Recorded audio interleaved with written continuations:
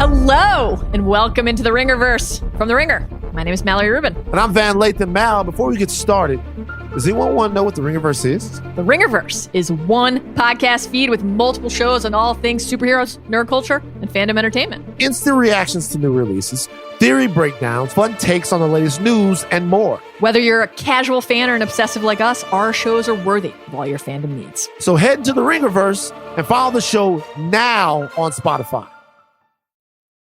This episode is brought to you by Anytime Fitness. We may talk a whole lot about sports, but when it comes to keeping fit ourselves, there's definitely room for improvement. I hit this point early July. I was just like, I am not in good enough shape. I started trying to walk at least 15,000 steps a day or hiking or just anything to keep my legs moving. Now it's the end of 2023. I feel great. I had a physical 3 weeks ago, and the guy was like, "You're doing great. You're doing better than you were 3 years ago." I felt great. Whatever your goals are, progress is possible thanks to Anytime Fitness. Get a personalized plan and support from an expert coach anytime, anywhere. Visit anytimefitness.com to try Anytime Fitness for free. Start to train for your life. Terms, conditions, and restrictions apply. See website for details. This episode is brought to you by State Farm. From your morning podcast to your afternoon playlist, State Farm knows you personalize your entire day. And that's why State Farm helps you personalize your insurance with the State Farm Personal Price Plan. It offers coverage options that help protect what you care about most at an affordable price just for you. Like a good neighbor, State Farm is there. Prices vary by state. Options selected by customer. Availability and eligibility may vary.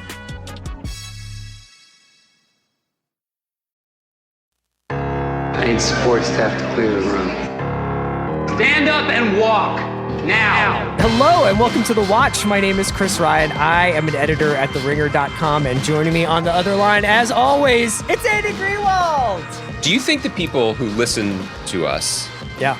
when they catch you not making a joke in the intro, do they think, A, this is one of those episodes where they're getting down to business because they have something they're excited about, which is true in this Possibly. case. Yeah. Do they think you're losing it? Like you're not throwing 100-mile-per-hour heaters anymore? This is the beginning of the decline of the great CR. Yeah.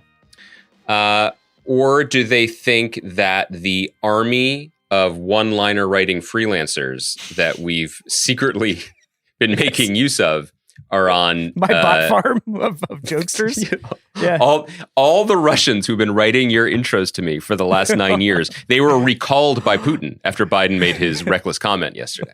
So unfortunately, you just got us. I am an editor at Ringer.com. Capitalist pig Andy Greenwald. Yeah. Yeah, that's not good. wrong.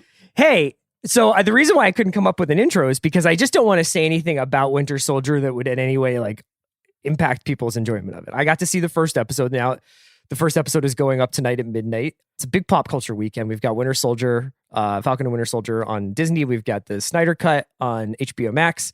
I am participating in one of the craziest things I've ever done, which is going to be a 4-hour, like pretty much live, like we will be doing it live and then putting it up. Director's commentary of the director's cut of Snyder's Justice League with Sean and Amanda on the Big Picture feed. So wish me well. That'll be up Friday morning. But Andy, before we get into the bulk of today's show, which is dedicated to Russell Davies, because it features Russell Davies, our interview with Russell Davies, the writer and creator of It's a Sin, of Years and Years, of Queer as Folk, of Cucumber, Doctor Who reboot, and the Doctor Who reboot, and just tons of stuff over in England, and the creator of our favorite show of the year so far, It's a Sin on HBO Max. We talked to him for almost an hour. And I'm excited. I think it was a great talk. He's a lovely guy. And I do think that even if you haven't watched It's a Sin, there's a lot to be gleaned from the conversation because it's generally about TV writing. And it's one of those conversations with a TV writer where the person is so good at it that it's actually maybe not helpful because he has nothing to teach us. He's sui generis and incredible. But before we get into that, Chris, and before we get into Falcon and Winter Soldier, I do want to throw two things at you that just came across the old transom. Oh, okay. You know, we recorded with Russell yesterday, Wednesday, and we didn't record this intro because we were like, maybe some news will break. Sure. Maybe there'll be some TV haps and, you know, people look to us to cover it. Guess what? Some haps. And I want to run two quick casting stories by you to get your reaction. Well, one I'm just going to comment. Your reaction is, you know, irrelevant. I'll take it, but it's not why I'm doing it. Okay. One is there was a casting announcement about one of Taylor Sheridan's upcoming Paramount Plus shows. How did I not get this story? Did this literally just get released? I think so. Okay. And it's the one starring the former mascot of this podcast, Jeremy Renner. It is called, the member of the show is called Mayor of Kingstown. I was aware. Yeah. I was on the fence surrounding Taylor Sheridan's multi-acreage horse farm that he has now purchased with his Paramount money. They made a casting announcement to the show, and they cast my version of Taylor Sheridan, Jeremy Renner, in this program, Diane Wiest. Wiest Side Story, baby! I love Diane Wiest. Are you a Wiestie? I didn't know that. I am a classic Wiestie. Yes. Wiest of Eden. That's where I live. I'm truly thrilled about this. Which is East Wiest? That's terrible. Is it? No, that's terrible? I don't want to be your Wiest of burden. Listen, we didn't spend a lot of time talking about Steven Soderbergh's Boat movie with Meryl Streep. Maybe we should have. I don't know. Yes, we did. Let them all talk. We talked about that. We didn't spend like hours on it. Okay. It is a rich text. It's no Snyder cut. Yeah. The Snyder cut of Let Them All Talk would be incredible.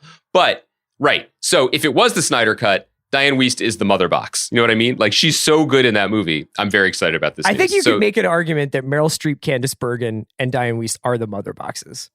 Oh my God. Yes. Right? They are the three incredible otherworldly creations that unlock everything for us. I completely agree. The other news that just came out is that Jeremy Renner before he was Jeremy Renner, Taylor Sheridan before he was Taylor Sheridan for you, Chris, Matthew McConaughey. Yeah, the Time to Kill sequel. Is attached to star in an HBO series follow-up to A Time to Kill, right, called A Time for Mercy. Yes. How do you feel about this? It's a nice bookend, I guess, title-wise. It is based on a John Grisham novel. I didn't know that there was a Jake Briggens sequel. Have you done much Grisham reading in your life? No. No, I think Never I skipped that part of American history when when people were reading those books. Like, I think I read The Firm maybe on like a vacation somewhere when I was younger, but I'm a huge fan of those movies, just as entertainments. And I'm also like pretty bullish on let's get some courtroom dramas going. I love a courtroom drama. That was one of the reasons why I liked Perry Mason so much was the way in which it was just like, let's bring back some old fashioned tropes of a private investigator. And then they got to like basically backdoor in the rise of Perry Mason as a litigator. It is, I think we're going to see increasingly putting a new coat of paint on the old house. And that also kind of reminds me of another thing I wanted to mention to you, which was this Natasha Lyonne, Ryan Johnson show that's going to be on Peacock. And I only just bring it up because Ryan Johnson was talking about it being like, I really love Mystery of the Weeks. And that's what this is going to be. Absolutely. I mean, we've talked before about one of the responses. One of the things that's emerged with the rise of streaming is that it's not just everybody's watching new stuff. What they're really watching is the library stuff. And one of the things that the libraries have reminded people is that they really like TV the way it used to be. They still like it, which doesn't necessarily, I don't mean that to sound as regressive as it might sound. I think that there are a large number of people who subscribe to the HBO Max service, for example, who enjoyed going on the journey with I May Destroy You, for example, but also in their continue watching queue are episodes of Friends. Yep. Like that's what TV is. It's all of it. And, Peacock has, in addition to new programming, it has, and recent USA hit shows like Briar Patch, it has, Columbo and Murder, She Wrote. And you can pat your back. It's okay. And people are watching it. Just like to remind people. By the way, quick sidebar. We are nothing if not attentive to our own mistakes here. I was talking up Mr. Mayor last week, or on Monday, a show I really enjoy. Had no idea it was donezo for the season because of COVID. Did not know that. Is it? They didn't finish. They only made 9, and then they were like, we're good, because they were trying to film in the teeth of the winter surge here in LA. Oh my gosh, I didn't know that. My assumption I was wondering is that why there hadn't been any new episodes recently. I got called out on that by the Facebook group. First of all, thank you. Yes. I among other things I learned on Facebook is that vaccines make your hair fall out, and that Joe Biden is not actually president. But of those 3 pieces of information, the one that was actionable was Mr. Mayor had its season shortened. So anyway, So you, to the Ryan Johnson. You log on to Facebook, you start taking notes. You're like, Joe Biden is acting against a green screen. Green screen, yeah. Yeah.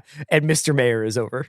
Yeah. And then I was like, which is more important to my day right now as one half of America's Andy, find you a podcast who podcast? can do both. Yeah. But anyway, your point being, it's pretty interesting to see.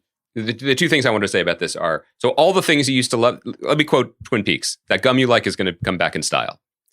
So we're going to get these glossier versions of things we used to love. In some cases, we're going to get literally the thing we used to love, like Frasier back. Okay, Frasier's back. But to your point, Chris, like everybody used to love Perry Mason or Matlock and all that stuff. So we'll do it again, but we'll do it glossy with the imprimatur of class. We'll connect it to a cinematic franchise, and we'll get Matthew McConaughey because he's willing to do Dorito commercials. So he's up for it. And there's a hole in the schedule after the Pizzolatto show fell apart at FX. One question, though, for you, and this might be something for a future podcast to talk about, is the rise of serialized prestige dramas over the last 20 years. A lot of people pointed to that, looked at that and said, well, that's because the bottom fell out of the middle movie market. Yes, like these all like used to be movies. All of the sort of mid-tier dramas, mid-budget dramas got converted into, well, what if I just made a series out of this? I think it's worth suggesting that everything has fallen out of the movie market now. Courtroom dramas, comedies, full stop, right? Detective stories or whatever. Like, it's not just that these used to be TV shows. Non-franchise sci-fi. Basically, yeah, that's it. So it's all series now. And we're going to see more and more and more of that. You know, one example might be the like Will Ferrell, Paul Rudd making something together. You'd be like, oh, that's probably a Adam McKay related romp in the theaters. Nope. It's based on a podcast and it's coming to Apple TV Plus. So it's part of the larger shift. But as someone who enjoys that kind of entertainment, this is good. I want to see new versions of detective shows and courtroom dramas and et cetera, et cetera. I'm glad you're saying all this because I do want to just bring up Falcon and Winter Soldier before we get into our interview with Russell. And if you haven't seen It's a Sin, it's pretty much essential that you do as a television watcher. But I would also say that we talk a lot about the things that happen throughout the series. So you will probably want to watch that before you listen. However, if you have watched it or it's been a while or you haven't decided yet and you just want to hear Russell talk, I recommend that too, because Russell is kind of a genius about making television. And a very unique one. Some of the things that he told me and Andy about his writing process and the production process of his shows was, I think, pretty singular. I don't think I've ever heard a showrunner talk like that. So it's a fascinating conversation. Briefly, just on Falcon and Winter Soldier, because it was funny. When we first got on the line with Russell, I think I was partially expecting him to start talking about like I don't know, Shakespeare or something, and he immediately started talking about WandaVision. Yeah, so Kai, I hope let's use all that, right? Because we kind of just turned on the mics and he immediately wanted to talk about WandaVision. Yes. And I feel like that was interesting. So going into Falcon and Winter Soldier, I was looking at some of the early reviews and the adjectives, the descriptors you're seeing are like sturdy, reliable. And I'm very curious to see how that winds up. That's what you say about me on Slack. Never. I'm very curious to see how that winds up impacting people's preconceived notions and how they enjoy or don't enjoy this series. Because when we were coming into WandaVision, we were seeing weird and Lynchian and big swing and all those things. And I think that wound up impacting maybe how we went into it, you know, because these are two characters. Wanda and Vision were not two characters that I had much of a feel for throughout the movies. I think just in terms of time spent, I kind of have a grasp on Bucky and Sam a little bit more, you know, and I'm kind of interested in them trying to make this hybrid global political espionage thriller alongside a buddy like comedy, which is what it's definitely scanning as. The big thing that I would say to you though is, as WandaVision was essentially the entire conceit of the show was that it was a show. It was a show within a show, and that it was very much about the tropes and history of television. I will say that Falcon and Winter Soldier is not that. Falcon and Winter Soldier feels much more like the original sort of promise / gambit of these Marvel shows, which is like, what if we made a 5-hour movie and released it one a week? And I've been thinking about this a lot, obviously, because there had been initially some conversation or some talk of the Snyder Cut being 4 1-hour episodes of the entire Justice League. I think that this is probably Falcon and Winter Soldier is closer to that. This first episode, which is the only one I've seen, which people will see, really does feel like an elongated first 25 minutes of a movie, with like more character beats and more. Well, I mean, we'll see, right? But like we watched. I think that part of my sort of like I'm trying to feel around the dark here for exactly what I mean, but like. I thought WandaVision had a little bit of stop-startiness to it. You know, like there was a little bit of like, okay, now we're going to reestablish all of the like 70s bits or the 80s bits or the 90s bits. And then once you got into the second half of the season, I think I kind of longed for that once we got into the Marvel movie part of the season. That being said, I just thought I would throw that out there. It's been interesting to read the kind of rhetoric around FAWS, if I can just shorten it, then against WandaVision. Yeah, I haven't seen the episode yet, so obviously I'm not commenting on that. But 2 things. One, it's kind of impossible to comment on any of this, as everyone knows who listens to this podcast, without taking the 10,000 foot macro view and thinking about it, the machinations coming from Kevin Feige's executive suite office. The plan that he had made a lot of sense and made a ton of sense to the Bobs, Chapek, Iger, potentially Bakish if he was just listening in. 2 of the 3 Bobs approved of this plan. Yeah. The third one was shook, which was... The third one was like, I just got to give Taylor Sheridan $1 billion to get straight Weasty with it. He's a Weasty boy like us. I think that Bob Bakish refers to Taylor Sheridan during the long Montana winters as his Winter Soldier. I guarantee you that's true. The plan was we are going to handhold the MCU audience from the types of films and storytelling they're expecting to this new medium. And the way to do that is with an action movie. And then we will dazzle people with a left turn. Once we've won them over and gotten them used to watching superhero stories on the small screen, we will surprise them. And then midway through that surprise, we will hug them again. We'll stop hitting them and we'll hug them, and it'll turn into that same sort of thing. And that will help recalibrate people, not just for the size of the box they're watching it on, but also the types of stories that box can contain. That's a great plan. That makes a lot of sense. It didn't work out that way because of the pandemic. The show's flip-flopped. People know this. I don't know if even in his wildest Agatha Harkness influenced magical imaginings, if Feige could have predicted it would have gone this well in the reverse way. Because the second point I wanted to make that hangs over all of this is people are just fucking watching Marvel stuff. Doesn't matter. The vast majority of people who watched WandaVision and watched Falcon and the Winter Soldier are not obsessed with the metadata. They are not obsessed with the story behind the story. They're not obsessed with the name Kevin Feige or even listening to us. It's more cool stuff that they like, and God bless them. But winning the plugged in, extremely online culture narrative had to have been a giant shock and a boon. And they won it with a show like WandaVision, which took some zigged when it maybe was going to zag, and centered its story in a female character, which is still not common in this sort of stuff, and fainted towards issues of grief and emotional responsibility in ways that were interesting at times and successful at others, and not always both, in my opinion. But that really worked out. I think potentially, and I think I could say this because I haven't seen the episodes, the potential loser of this flip-flop is Falcon and the Winter Soldier, because it is now going to be received and covered by a, again, extremely online viewership and blogosphere that has gone all the way out on the ledge to say, this is emotional art now. This is really interesting and surprising and important. Should Falcon and Winter Soldier be judged on that? I'm not sure. Is it going to meet those standards? Let's be honest, probably not. But the main point here is Feige and Marvel stay winning, even if it seems like they're going to catch a lowercase L for the next 6 weeks from the people who you listen to. I can't wait to talk about this with you on Monday, because I don't necessarily I think you're going to come out of it with your mind crazily changed. Like, I think you'll probably be like, interesting. Okay, I see.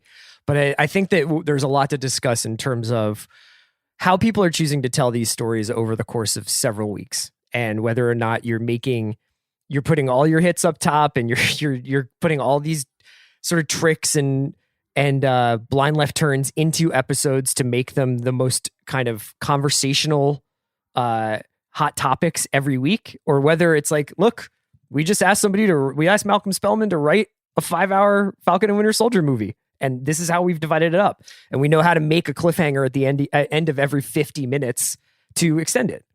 Quick question. Are there multiple scenes of Sam Wilson reacting to something and then in an instant, because of what he's just reacted to, soaring into the sky because his wings have flown out, and then he's flying really quickly and he does something that's kind of visually unintelligible and then he lands again? No, the thing that I'm going to want to probably spend like 45 minutes discussing on Monday is I think there's a criminal absence of logos on people's clothing in this show. And it is like a running problem within the MCU of people wearing logoless hats, logoless t-shirts. It's just like whatever the store is, I feel like it's definitely we cut out the middleman clothing company that advertises on podcasts. And if they would like to, the watch is always open for business. But who dresses these guys is like my fascination. And it's like, it kind of Bucky kind of wears like a motorcycle jacket, and like he has like a vibe to him, but like Sam and Bucky definitely wear like the most generic men's clothing in television or movie history. It's kind of incredible because I remember like 20 years ago when they were making the X-Men movie, what a lot of people were fixated on was how are they going to get people to buy tickets for this movie when Wolverine is wearing yellow spandex? Like, how are they going to recreate the beloved comic book aesthetic in real life and on the screen? And what they did, and I think worked pretty well, is, they didn't do it. They didn't have the costumes. They had like leather, basically. Like, it was a much more monochrome, and they didn't really steer into the more colorful aspects of comic books that I think people were afraid of. What's interesting about now is that they found a way to make the costumes work on screen and pop, and they use a very interesting, like, kind of muted color palette, and they obviously think about what it's going to look like for Spider-Man to stand next to Hawkeye or whatever, so it's not too clashy or matchy-matchy. But one thing that they have absolutely done verbatim from the comic books is characters like Winter Soldier or U.S. Agent or Sam Wilson for 30 years basically dressed like Joe Camel. You know what I mean? Like they all are wearing like American blue jeans and also a leather jacket with buttons, question mark.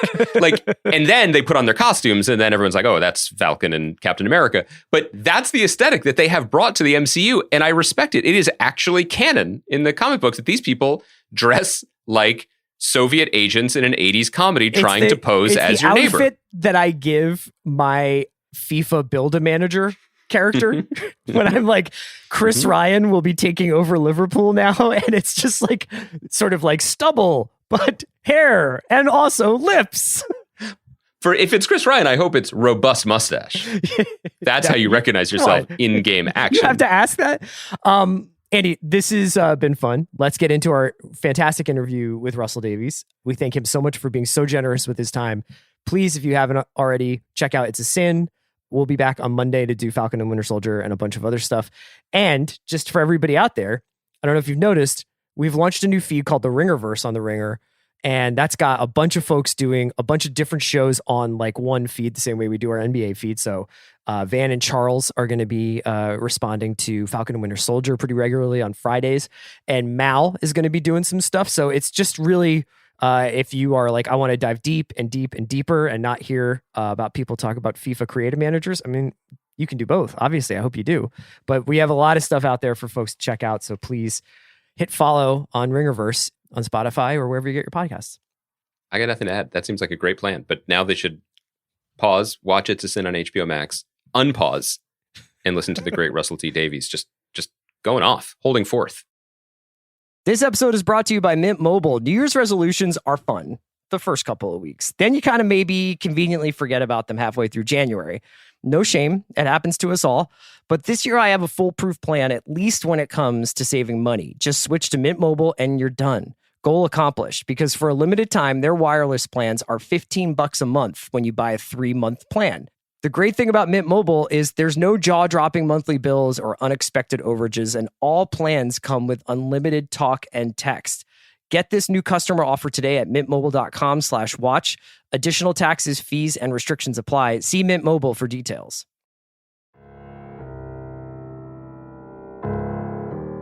It was really quite something. The show is just really moving to me and Andy, and I think we were just blown away by it. And not only, obviously the story, but also a lot of the mechanics of how you told the story, which is what we would love to talk to you about. Yeah, that's what I loved was like, yes, it was like proper. Oh, can we just talk about WandaVision? Sure. Yes, although it's dangerous. It's very good for our ratings. I was literally just pitching another show just 20 minutes ago that's about the history of television. It's slightly involved in the history of television. And the commissioner went, "Oh, well, I've never heard of that." And I went, "That doesn't matter. WandaVision. Find me. Find me an 18-year-old who's heard of Lucille Ball, and it's all in there. It's like you can now use WandaVision in any to get anything made." That's fast. Do you think? Because we talked about this when we discussed WandaVision. We've seen the Dick Van Dyke Show. It was not on when we were children, but we are of a generation where at least that was still in the culture and it was on reruns. And so we were familiar with that. But you have to imagine the majority of people who watched that show, what were they getting from those early episodes? What were the signifiers, the shape of it, the rhythm? Isn't it fascinating? And you look young. You're young. I mean, but if you saw... That's the Los Angeles filter we have. That's right. I wish I had that. But it's funny because actually that brings me back to It's a Sin, because the thing we worried about... a big thing we worried about, a lot about on that, was saying, look, now HIV doesn't kill you. It's a completely different world, a different medication, because it's all set in the 80s. There's no way any character could have turned to the camera and said, "It's okay now, don't worry." And we worried about this a lot, whether I argued for a long time there should be documentaries afterwards and backup material and stuff like that. But it turns out there's your backup material. We've all got a great big search engine in our hands now, and we all go and find that out. So I suspect it's a funny parallel between It's a Sin and WandaVision. But I think if you're wondering what that is now, we don't sit there passively anymore going, "Oh, I don't get this." We're all like, click, click, click during transmission. Oh, yeah. Okay. So this is fascinating. This is actually a way into the poorly shaped opening question that I had that maybe I can now kind of retrofit on the fly to suit what you were saying, which was, in some ways, this was a trite observation, but I kind of wanted to begin there, which was one of the things that was most moving, I think, to both of us about watching It's a Sin was that it was so profoundly from the start about life. That the liveliness, the energy, the enthusiasm, the beauty of these young boys when we meet them is so contagious, which is a poor word to choose, I guess, but it's really uplifting and inspiring, which maybe is a little bit counterintuitive when you're making a show that is, at least in its log line, about a plague, about a deadly virus. And I wanted to jump into this generally wondering how and when you came to that realization, what that meant for you as a creator. But it's interesting in the light of what you were saying that maybe you didn't have to do the thing that heavy biographical stories used to need to do, which was, tell us what's going to be wrong here, because now we have... Yes. We can all research it. We can all those problems are inherently there. I kind of love problems. I sit at this desk all day. And so, I can't imagine writing something without a problem. There are always problems, and it's my job to sit here and tackle them all, whether they're simple ones about casting or whether they're because it's raining or we can't afford this building on the schedule or the budget, or whether it's profound, as in, what are you doing? Why are you saying this? How are you going to say it? And in some ways, it wasn't a problem, because this is kind of how I approach everything. It's like, it simply wouldn't be like me to write a dark, dour, pessimistic piece, or even on a light level, it's simply an elegy. That's just not how I write. It's not, if I'm writing spaceships and monsters in Doctor Who, if I'm writing gay men back in 1999 in Queer as Folk, it's just I just put life into things. It's just what I do. And so coming to this, it's hard to work out. I've done so many interviews about it now. You make up so much in hindsight. And you make up that during the whole production process when people are going, "Why did you write this?" And I don't know. I just did. And so I come up with all sorts of reasons that may not have been there at the time. But it just comes back to your memory, to my memory in the end. When I remember the people I knew who died, they were hilarious. And as a rule, a lot of the people I knew died were actors. And I know people from all walks of life died. I know also that women died and children died from it, but for the sake of the lens of this discussion and the prism this series is seen through, we're talking about the gay male experience. And that life was simply true. It was simply how I saw that there's people who were actors were hilarious and big gay actors in West End shows. I mean, they're going to be hilarious naturally, aren't they? So I was writing about that because those deaths were awful. Those deaths were so cruel.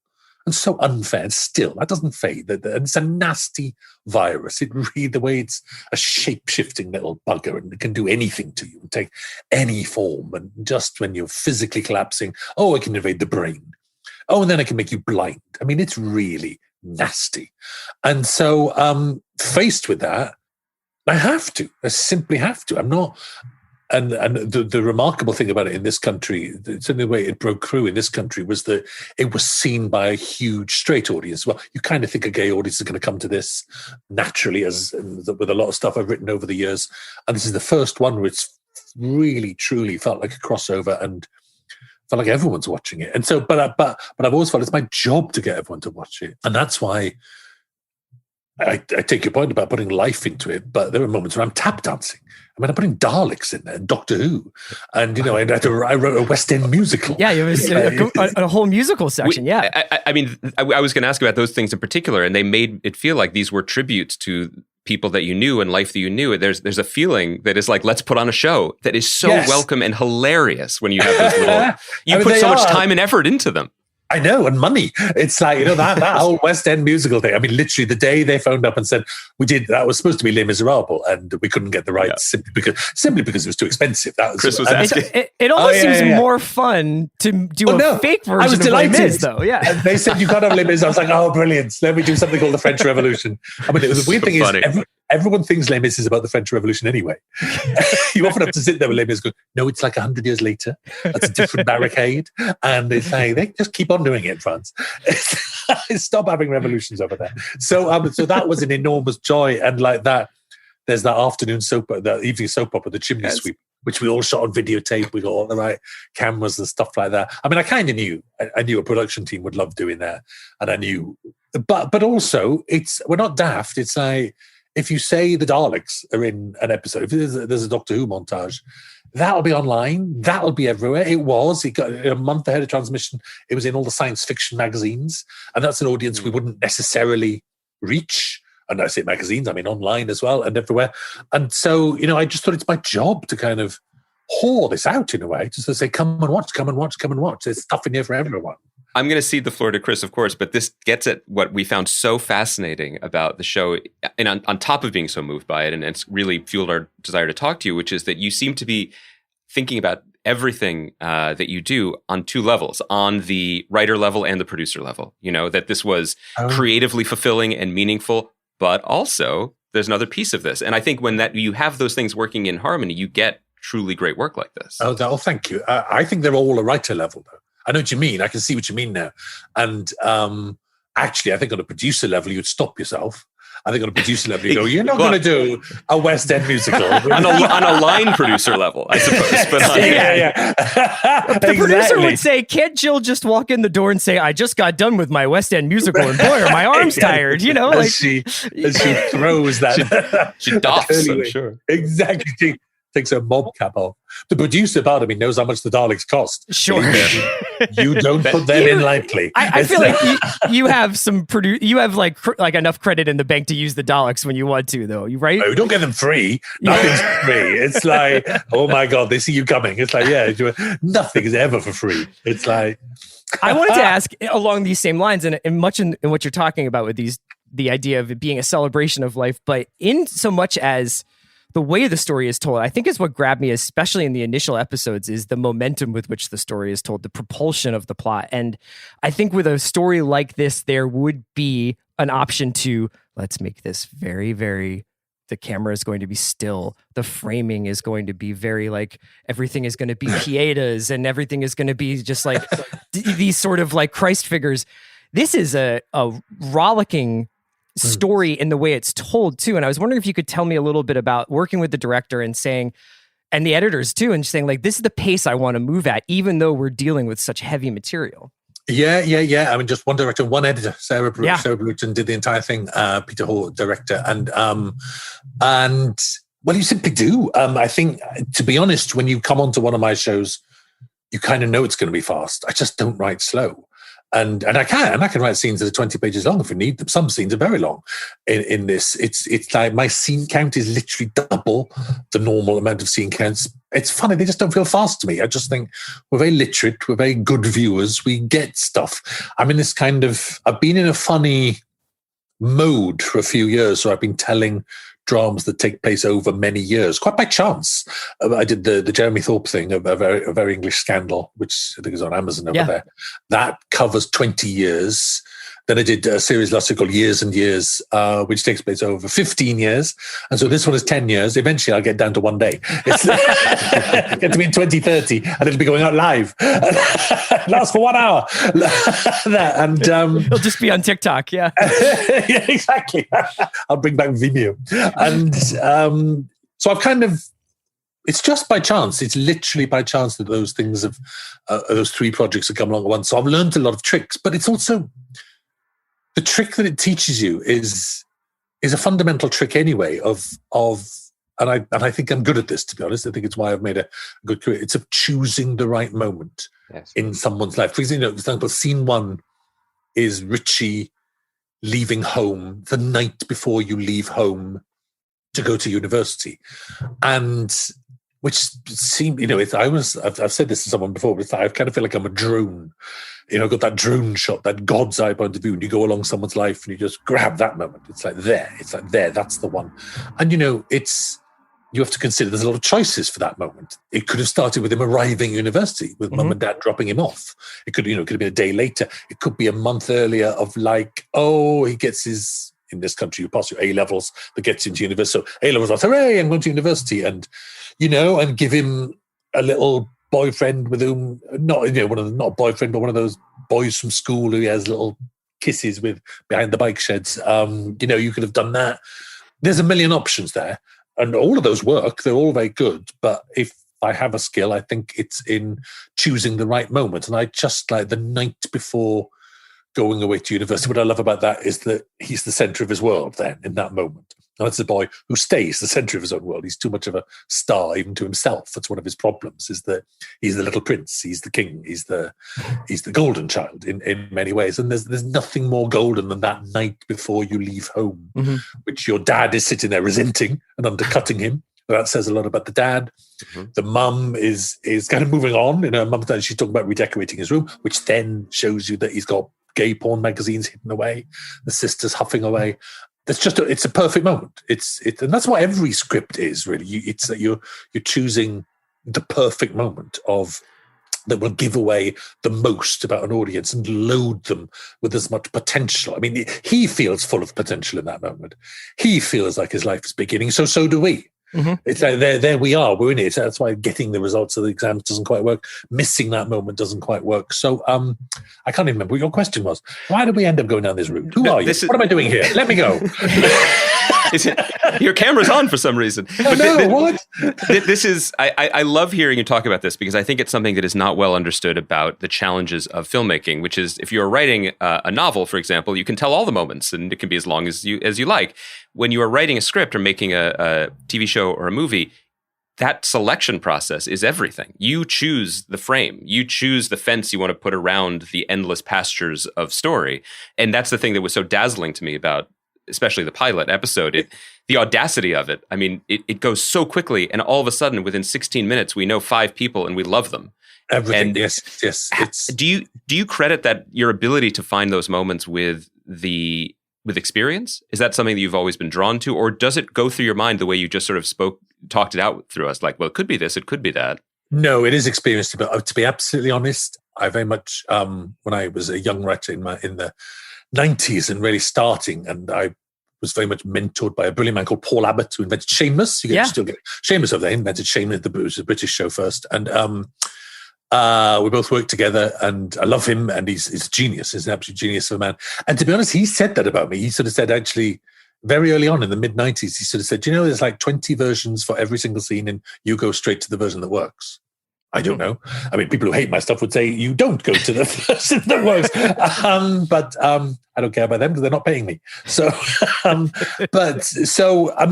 if actually I have, I do go through what you were saying then, Andy, of you could do this, you could do that, you could do this, you could start here, but I do it in about half a second, to be honest. It's like, it's kind of instant.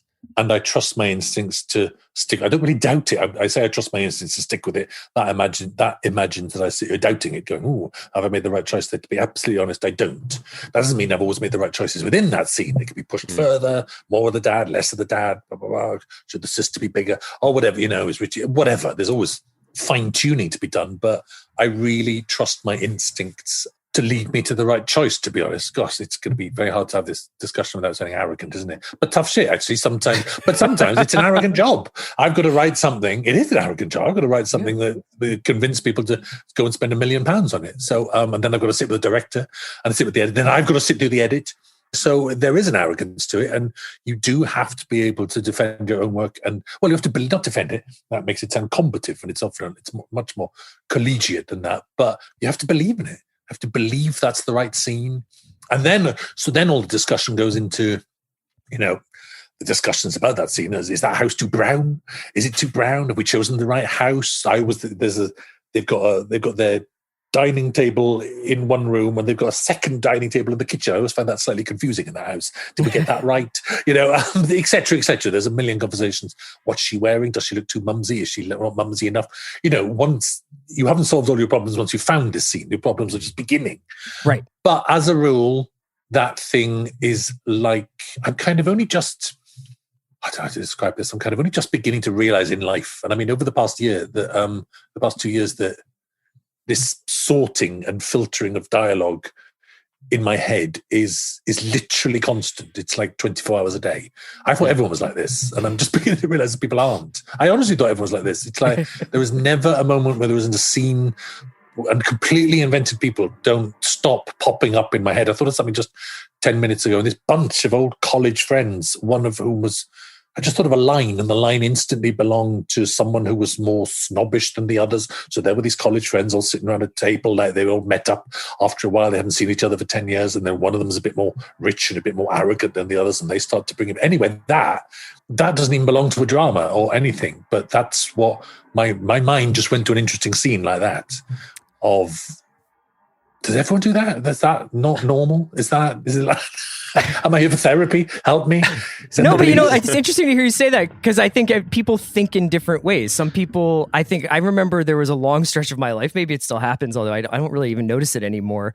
But sometimes I'll be walking around and I will think about how what I'm seeing or what I'm doing would look as a shot. Because I think growing up watching films and growing up watching, especially films, but TV too, you just start to think cinematically, even though you're just looking at the world itself. I used to think this way all the time in New York. I would walk into a bar in New York and I would say, I feel like I am walking into a bar in Goodfellas, even if I was just going to meet Andy or something like that for a beer. But if there was music playing, you would think about it in these almost cinematic terms.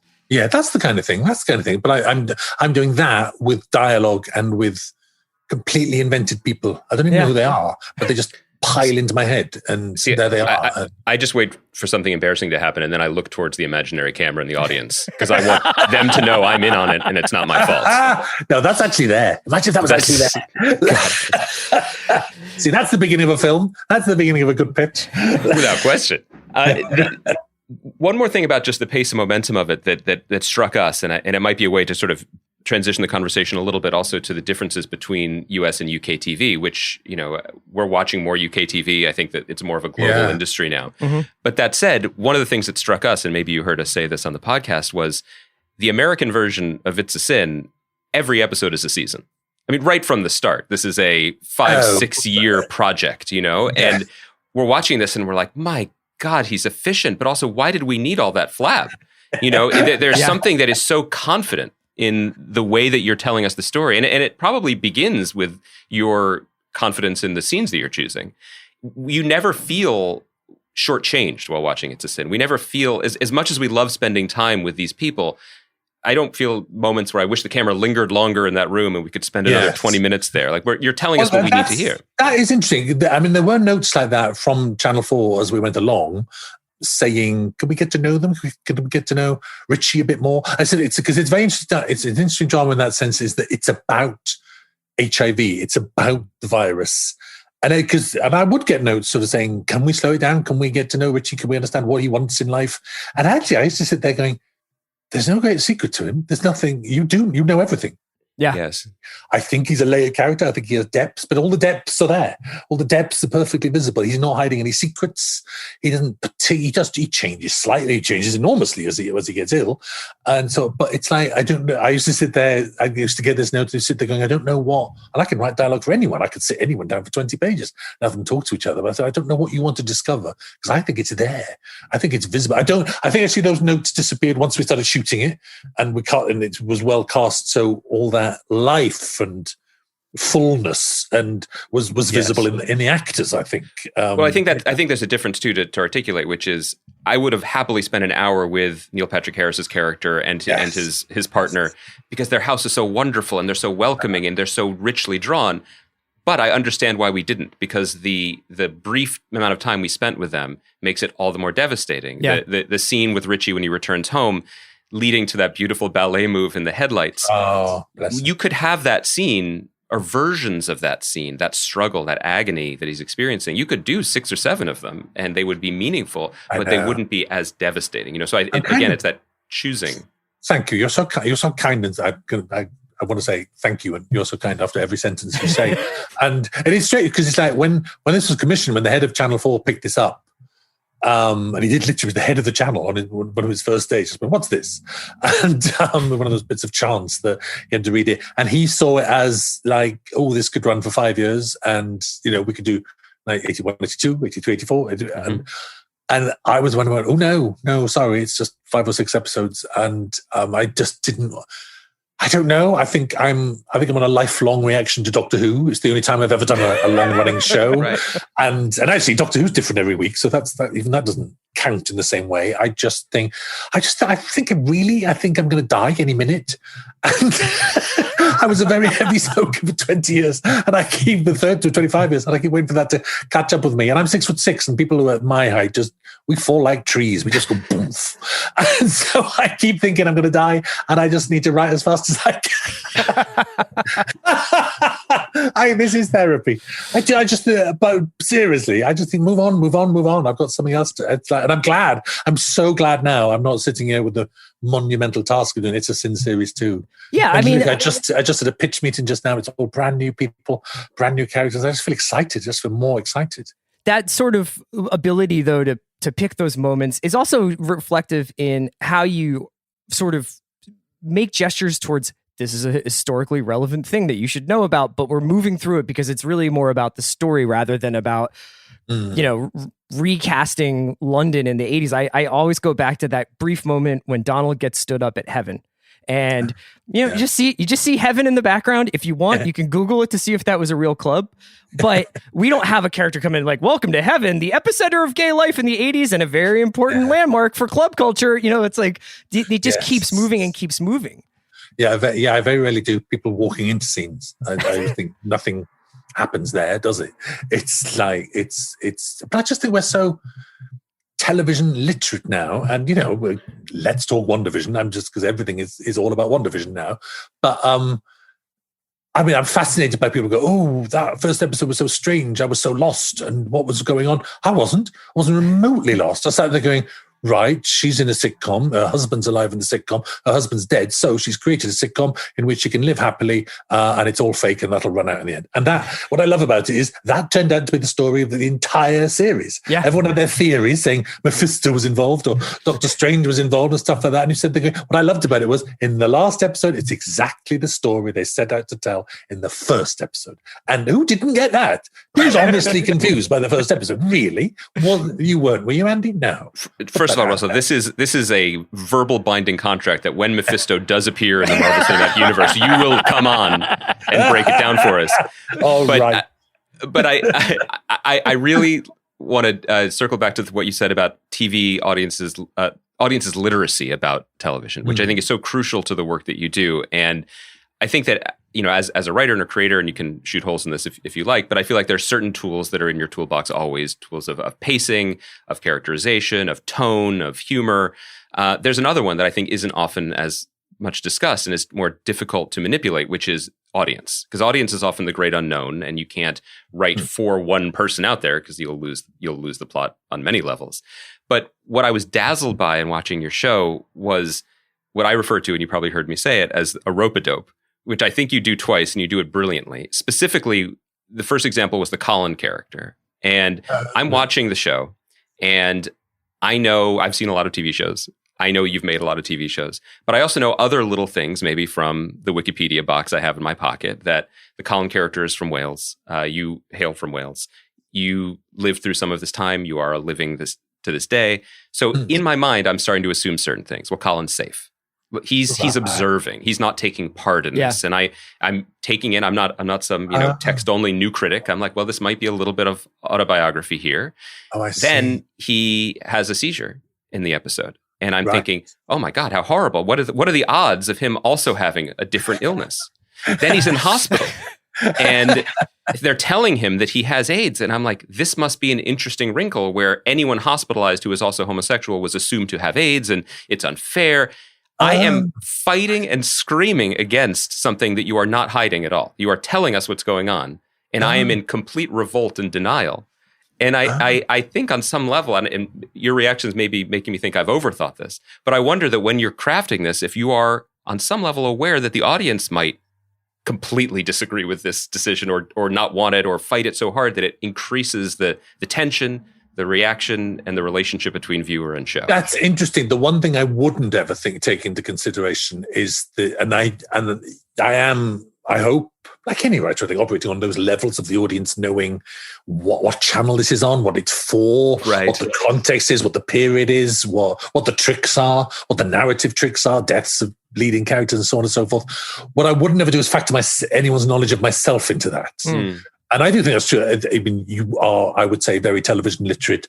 I do think my husband always used to say, no one knows who writes anything on television. It's like, when I met him, he said, and standing in a nightclub at 10 to 2 in the morning, and he said, what do you do? And I said, I'm a writer. And he went, what do you mean you write?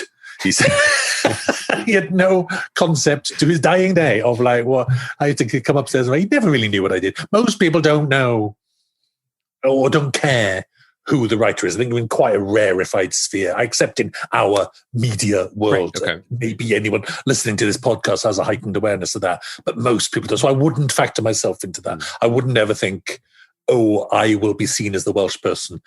I put Welsh people in because we're not seen enough on television. When I was young, my father called us in from the street out playing when a Welsh person appeared on television. That's how rare. It's really, come in, Margaret John's on Z-Cars, he said, which is a cop show called Z-Cars.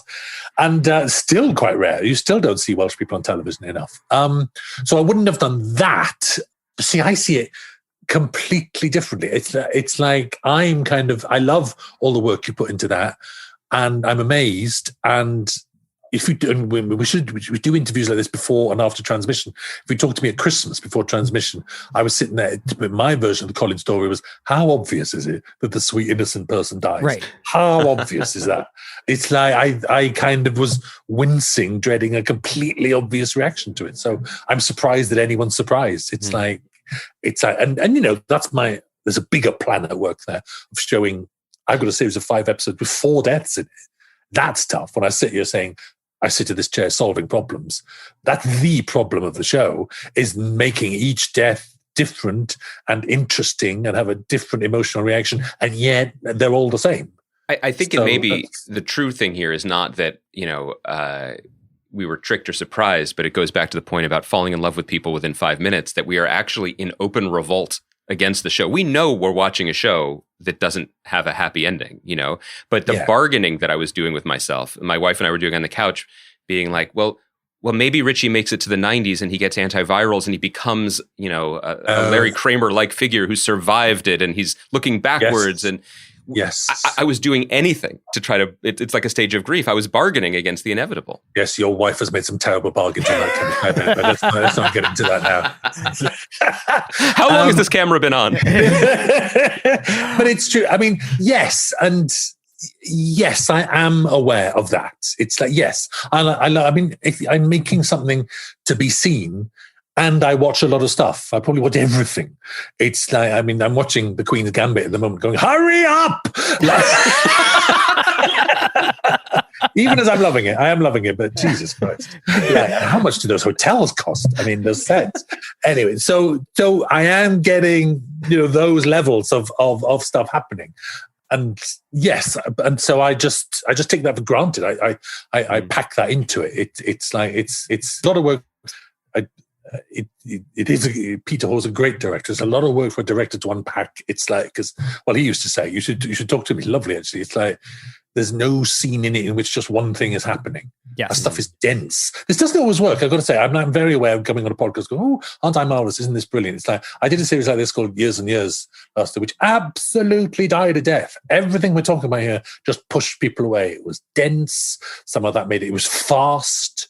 Somehow that made it closed. Who knows what works and what doesn't? And that was one of the most traumatic things I've ever seen in my life, and I was unable to watch it. I told him when I watched it, and I told him how much I liked it, and I was like, "You should probably not watch this, though. I don't think you'll be able to handle it."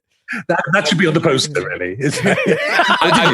I did, and I watched it with this feeling of like if you've just driven past someone who crashed on the highway, and part of you is sympathetic, but part of you is like there, but for the grace of what, like, I feel like slipped the timeline. All these poster quotes are brilliant, really. It's like, I want your quotes on the poster. But I don't know how anyone watched it. You should probably not watch this. You should drive past it. It's more like, watch this. I don't know how any of you people watched it last year. And my question that I have written down about Years and Years is, how did you make this last year? Was this in some way therapeutic for you? Because, my God.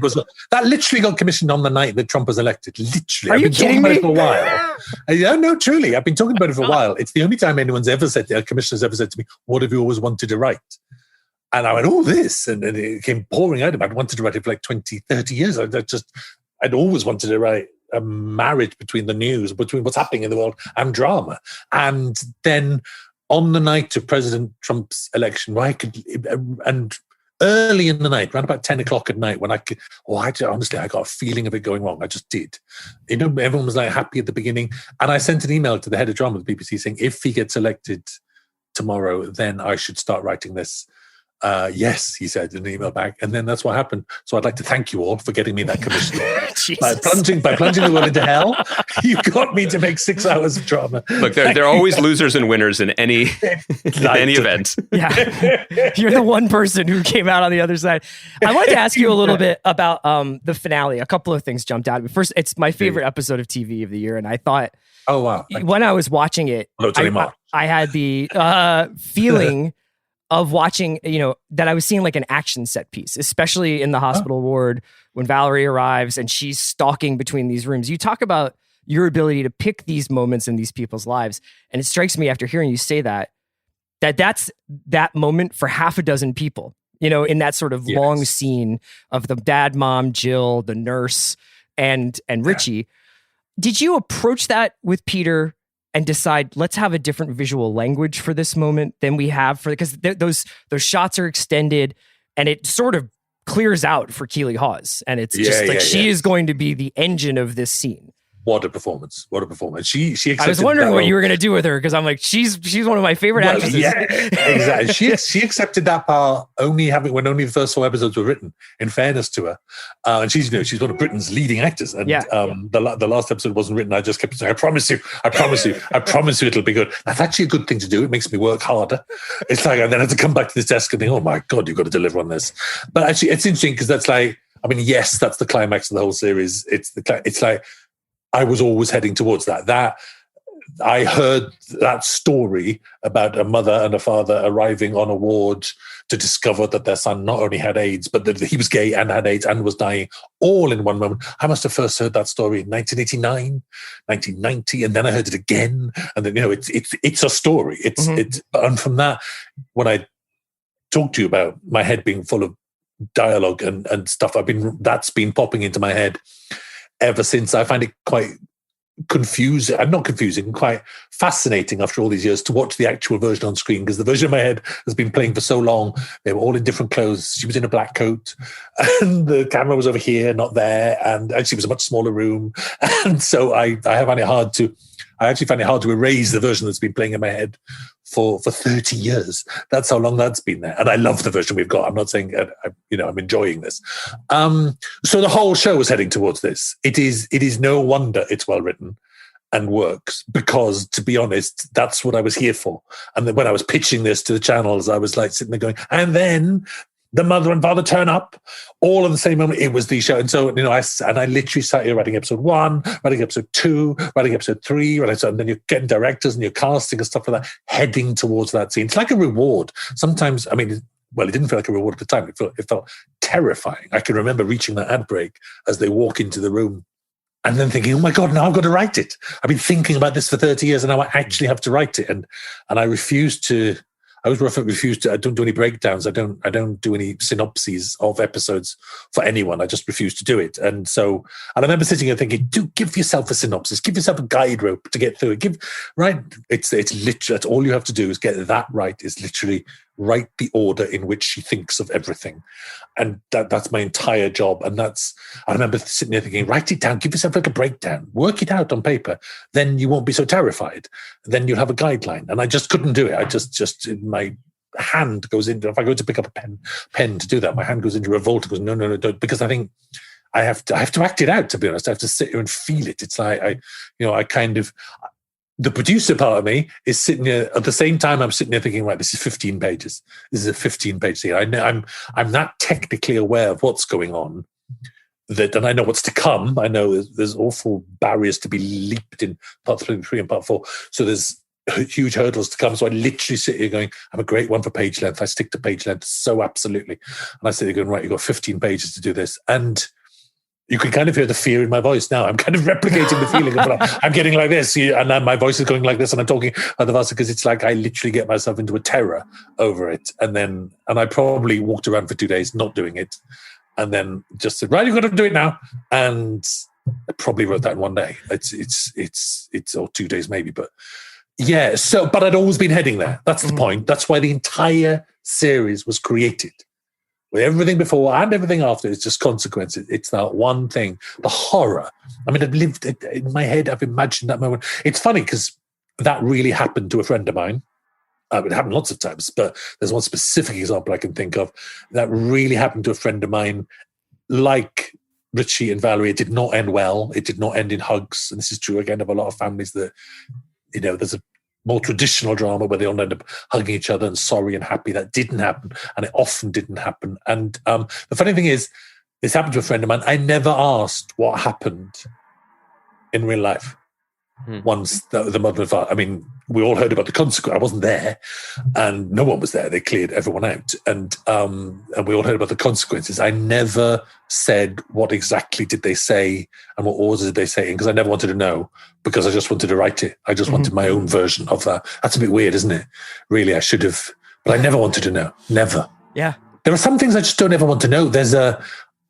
I said this once before in like Doctor Who magazine. It's like there's an episode of Star Trek called Darmok or something, or Darmok. It's definitely one of those two. Yeah, it's definitely one of those two. It's like, look, Captain Picard meets an alien. He's trapped on a planet with an alien who speaks only in metaphors. And I never want to see that episode, because I've read that synopsis about 25 years ago, and I've wondered what that dialogue is like ever since. And every so often I think, I wonder what happens in that episode. I wonder what that alien says and how Picard breaks that down and what it sounds like. And it's much more interesting to think about than to watch, probably. Sure. There's something so essential, and so essential to making good television or screenwriting of any kind, of what you're saying, which is that you need specificity to make something matter, to make it resonate, to make you connect to it. And we were speaking about that in terms of how you decide where to put the stakes down in your scene. But reality can kill art, right? Like once it becomes definitively something, then it's nothing. And that balancing act that you're describing is so difficult. But so it had to be emotionally true to you, and you had to find your own path there. But if you had already known what happened, it sucks the life and the possibility out of it. It's part of the reason why, and I'm very lucky, I've got enough of a career and enough authority in my career to get away without doing breakdowns and stuff like that, because I just find that so disappointing. It's like, I can, when I'm getting something commissioned, or when it's like I just did it today. I'll sit on a Zoom. I used to sit in offices and I would sit down with them and I would tell them what's going to happen. because I like that. And I can do that. It's loud and tall and hands. But if it's all written down on a piece of paper, then I think it's kind of dead. It's inert, It's inert. It's disappointing. And all you're doing is transcribing. I find that very hard to I'd never want to work like that. And I'm aware of how lucky I am. If anyone's a young writer listening to this, it's like there's no way around it. You'll have to do your treatments. You'll have to do your synopses. You'll have to, and your pitches. But I can't. And they're the worst. I love hearing you say this because it is like this completely unnatural stutter step between head and heart, right? Like you jam something in there. It is neither talking, which is alive, nor is it writing and finding things. It's true. And then I'm going to say WandaVision again. It's like, because I read that interview with the WandaVision team where they talked about how they came up with that line of, what is love if not grief persevering, and how writing one line and the show did another, and then the assistant in the room came up with the word persevering, she said. And that's hooray. That's a very constructed piece of work where everyone knew exactly what was happening and they sought to find the right word. And that works. So everything works. Everything works if you do it well enough. I'm just literally talking about the way I work. And I think I'm lucky that I'm free to kind of surf. I always feel like I'm surfing. I always think, here comes the wave, and I've just got to surf and stay above the water now. So you've been very generous with your time, Russell. We don't want to keep you too long, but I did want to circle back if you have a little more, if you have an extra moment, to something you said at the start, which was the challenge of communicating to a young cast or a young crew or even potentially young audience what AIDS was in the 80s, what that meant, that HIV was for a time a death sentence, and conveying that. And I wanted to ask you specifically, how did you do that? Because this cast, and I feel like we've been remiss in not celebrating them more, because in addition to making us fall in love with these characters, you've given us superstars. I mean, I love everyone. I can't wait to see them for the next 20, 30 years of their careers. I know.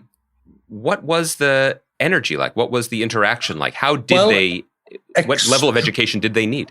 It's extraordinary, and something extraordinary did happen with this cast. We always do these interviews going, the cast all gone on like a happy family. And they really did on this one. Although actually most casts get along, I've got to say, because it's a laugh, this job. It's enormous fun.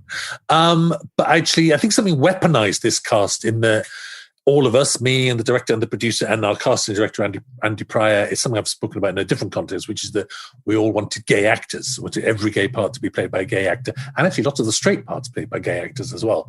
And that means, and I didn't anticipate this as part of the process, that means because you're not allowed to ask someone's sexuality in an audition, and that's absolutely fair enough. That's the same employment laws that stop the head of a supermarket being prejudiced against lesbians on the tills. Mm-hmm. That's a great law. But so it means you have to open the door and sort of say, look, it's a gay show. Gay characters, if you want to come and talk to us about your sexuality and be open and join in with this, please come. So it's an open invitation as opposed to a drilling question or interrogation. And that literally alters the tone and caliber of the people you get through the door. You're not just getting gay actors, you're getting out gay actors. So they've already made a very big choice in life, a very big choice as an actor. And still to this day, that's an enormous choice. So actually what we didn't and I didn't think that would have any bearing on the energy of the set, which I now think is very stupid of me. And what we realized from the very first day of the read through day one, was like amazing, because actually, and what you're talking about, Andy, about education was like, my God, they got uneducated themselves even before walking through the door. They all had that extra responsibility. And I'm not saying straight people wouldn't have done this, but maybe I'm saying it meant more to them. Maybe I am saying that. And so it was electrifying from the start, from day one. And then we also did have a week's rehearsal, which is very rare in television, but very brilliant for this lot. And where everything clicked. They properly are mates for life, that lot. And I genuinely think it's visible on screen. There's an energy, there's an animus, there's something in there that says, my God, these, and also they're brilliant. Yeah. That's the other thing. It's like they're also meeting each other on a level of brilliance as well. And that doesn't always happen. And you surround them with Keely Hawes, and you surround them with Neil Patrick Harris and Stephen Fry and Sean Dooley. So it really becomes an actor's piece. So it could have backfired. I wish I could have the hindsight to say, yes, I planned this all. I knew exactly what would happen the moment we had this casting policy, but it all accidentally fed into the thing. So, and my God, now, they get asked to do podcasts, and they were doing HIV campaigns, and it was HIV testing week over here. And you can roll them off into a debate about HIV now and then, and they know their stuff. Yeah. That's always been a problem in the past. I remember it was difficult on Queer as Folk and stuff like that, because of course most journalists are always after a headline, and journalists love tripping actors up. And I remember during the Queer as Folk interviews, there was nothing journalists liked more than testing them on the rights of the gays in the army and equal marriage and ages of consent and all that stuff. And, not necessarily the job of a cast to know that stuff.